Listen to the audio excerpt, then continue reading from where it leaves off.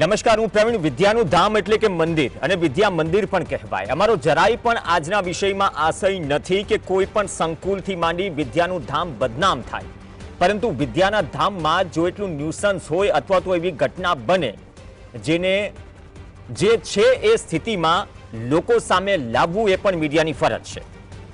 વાત જૂનાગઢના ભેસાણની છે, જ્યાં અમર શૈક્ષણિક સ્કૂલમાં આલ્ફા સ્કૂલ છે, ત્યાં પહેલા એવા સમાચાર મળે છે કે વિદ્યાર્થીઓ સાથે હોસ્ટેલમાં કેટલાક વિદ્યાર્થી અથવા તો ગૃહપતિએ અણછાટતું વર્તન કર્યું। શબ્દોનો પસંદગી પણ અત્યારે ઘણી ગંભીર છે આ પ્રકારના કિસ્સામાં, કેમ કે વિદ્યાર્થીઓ સાથે જોડાયેલો મુદ્દો છે। તો પહેલા વાલીથી માંડી ટ્રસ્ટીથી માંડીને એમ કહેવા લાગ્યા કે નહીં, ખોટી રીતે આ શાળાને બદનામ કરવાનો પ્રયાસ થઈ રહ્યો છે। એમનો કહેવાનો હક પણ છે। જૂનાગઢથી એક અધિકારી પણ ત્યાં કેમ્પસમાં પહોંચે છે। ત્યાં સુધી તો ઠીક હતું। ટ્રસ્ટી એમ કહી રહ્યા હતા કે કેટલાક પત્રકારોએ બોલવીને બાળકો પાસે બોલાવડાવ્યું।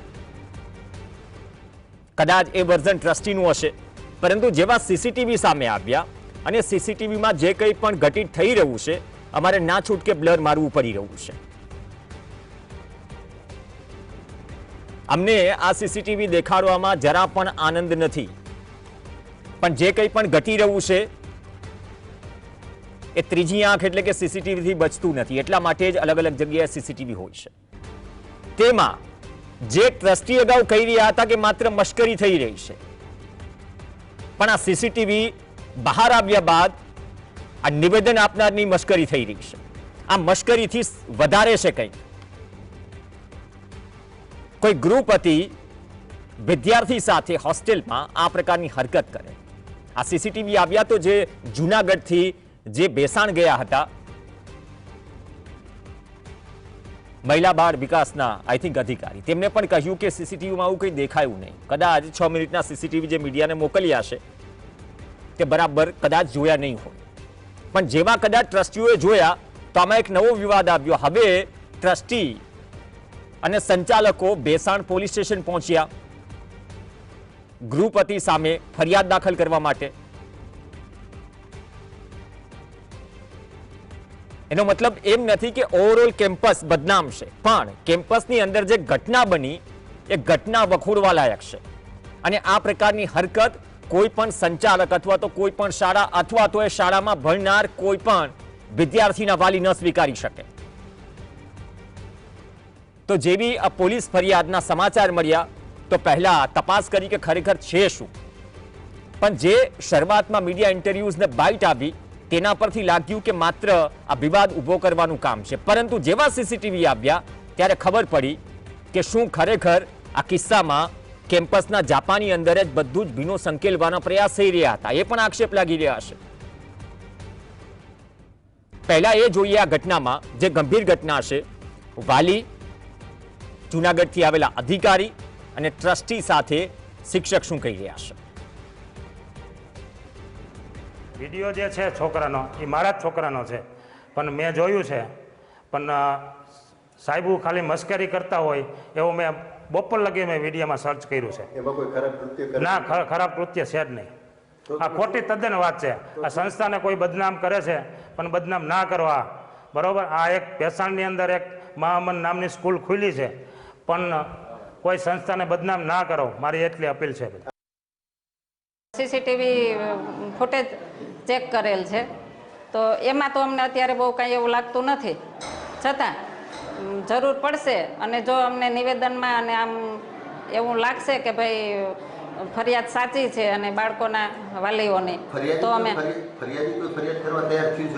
ના, વાલીને ફરિયાદ કરવાનું કીધેલ છે, પણ વાલી હજી સુધી કોઈ ફરિયાદ કરવા આવ્યા નથી। આ સોશિયલ મીડિયાનું એક ષડયંત્ર છે, જેનાથી આ સંસ્થા બદનામ થાય છે અને બાળકોનું ભવિષ્ય ઊંધવાય છે। ખોટા બાળકો પણ હેરાન થાય છે અને શિક્ષકો પણ હેરાન થાય છે। એટલે આવી અફવાઓથી દૂર રહેવું, અને બીજું જો કોઈ પણ જાતનું કૃત્ય સામે આવશે શિક્ષકો વિરુદ્ધ અથવા પ્રિન્સિપાલ વિરુદ્ધ, તો અમે એની પાસે જે કાયદેસરની કાર્યવાહી થતી હશે તે અમે કરવા તૈયાર છીએ। અત્યારે બાળક એ બાઇટ આપી એ બદલ એમ કહે છે કે ભાઈ મને પત્રકારે શીખડાવ્યું એટલે મેં બોલ્યું, બરાબર. અને આ બધી વસ્તુ અમારા સામે આવી અને તેમ છતાં વાલીઓના સંતોષ માટે અને વાલીઓને એમ ન લાગે કે સંસ્થા કોઈ નિર્ણય નથી લેતી, તો અમે શિક્ષકોને અત્યારે બરતરફ કર્યા છે. ચલો, શિક્ષકોને બરતરફ કર્યા છે એનો મતલબ એમ થયો કે આ મશ્કરી ન હતી, આ નિવેદન ઠઠ્ઠા મશ્કરી સમાન હતું અને મશ્કરીથી બહુ વધારે ગંભીર હરકત થાય તો ખરેખર આ ઘટના હતી શું? અમારા સહયોગી હિરેન ધકાણ આપણી સાથે જોડાશે. હિરેન, પહેલા સમાચાર આવે છે કે માત્ર વિવાદ કરવાનો પ્રયાસ થયો, શિક્ષકો કહી રહ્યા છે કે કેટલાક પત્રકારો આપણે એમાં નથી પડવું, પણ જે સીસીટીવી આવે છે એ બાદ ટ્રસ્ટી પણ પહોંચે છે ફરિયાદ કરવા માટે. આ સમગ્ર મામલો છે શું? કેમ કે સીસીટીવી જે હચમચાવનાર છે, અહીંયા કદાચ આ પરિસ્થિતિમાં કોઈ શાળા, કેમ્પસ કે સંકુલને બદનામ કે એની બદનામી થાય, મુદ્દો એ નથી. મુદ્દો એ છે કે કોઈ પણ શિક્ષણના ધામમાં જે આ પ્રકારની હરકત થતી હોય તો આ મશ્કરી નથી, આ મશ્કરીથી વધારે છે.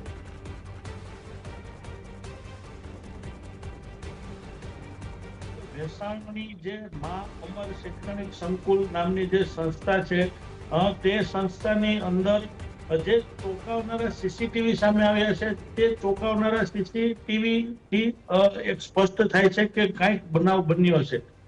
જો ઘટનાની વાત કરવામાં આવે તો સીસીટીવી સામે આવ્યા બાદ અમુક વિદ્યાર્થી અને તેમના વાલીઓએ સમગ્ર ઘટના બની હોવાના આક્ષેપો કર્યા હતા. ત્યારબાદ સમગ્ર મામલો જાહેર થયો. જાહેર થયા બાદ ફરીવાર આને શાંત પાડવા માટેના ટ્રસ્ટીઓ અને અમુક લોકો દ્વારા પ્રયત્ન થયા અને આ પ્રયત્નથી મામલો શાંત થઈ ગયો અને દબાઈ ગયો.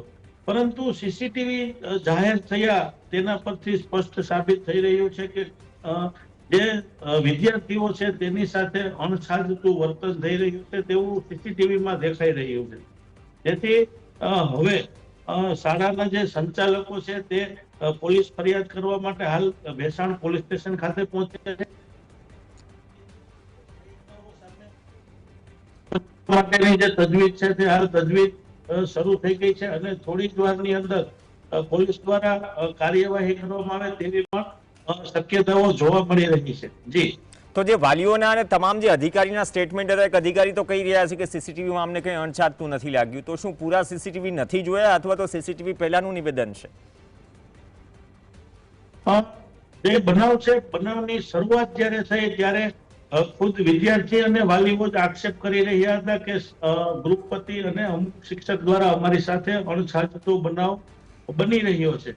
ત્યારબાદ સમગ્ર ઘટનાને દબાવવાનો પ્રયાસ થાય છે. ત્યારબાદ ફરી પોલીસ ફરિયાદ કરવાની વાત આવે છે. એટલે આ ઘટનામાં અવારનવાર જે હકીકત છે તેને દબાવી અને સત્ય છે તેને દબાવી અને ખોટી વાત સામે લાવવાના પ્રયત્નો થઈ રહ્યા છે.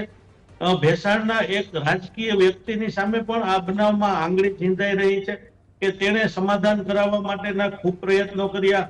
મોટી રકમના લેવડ દેવડની પણ વાતો છે તે સામે આવી રહી છે. પરંતુ સત્ય જે હશે તે સામે આવશે. હાલમાં તો જે સીસીટીવી કેમેરા છે તેમાં સ્પષ્ટ દેખાઈ રહ્યું છે કે વિદ્યાર્થીઓ સાથે અણછાજતું વર્તન થઈ રહ્યું છે. તે સ્પષ્ટ સીસીટીવીમાં દેખાઈ રહ્યું છે. હવે સીસીટીવીના આધારે જ કાર્યવાહી કરવા માટેની કામગીરી છે તે ચાલુ થઈ ગઈ છે અને હાલ ભેસાણ પોલીસ છે તે ફરિયાદ દાખલ કરવાની પ્રક્રિયા કરી રહી છે. જી, ઓકે, ધન્યવાદ હિરેન સમગ્ર માહિતી બદલ. તો અમે ટ્રસ્ટીથી માંડી, શિક્ષકથી માંડી, વાલીથી માંડી અને જે અધિકારી પહોંચ્યા હતા તમામના સ્ટેટમેન્ટ દેખાડ્યા, પરંતુ સીસીટીવી જે આવ્યા એ સીસીટીવી જે કંઈ પણ થયું એને ઉજાગર કરવા માટે કાફી હતા. અમારો પ્રયાસ એ હતો કે વિદ્યાના ધામમાં આ પ્રકારની સ્થિતિ હોય તો ઉજાગર થવી જોઈએ, જેનાથી વિશ્વાસ પણ બને અને સંસ્થાએ કાર્યવાહી પણ કરી છે. પણ આ પરિસ્થિતિમાં સવાલ આજે પણ એ ઊભો થાય કે સીસીટીવી ન હોત તો શું આ પ્રકારની સ્થિતિ ચાલ્યા કરતી હોત અથવા કેટલા સમયથી ચાલતી હોત? ઘણો ગંભીર સવાલ છે. એક બ્રેક માટે રોકાઈશું. બ્રેક બાદ અન્ય સમાચાર.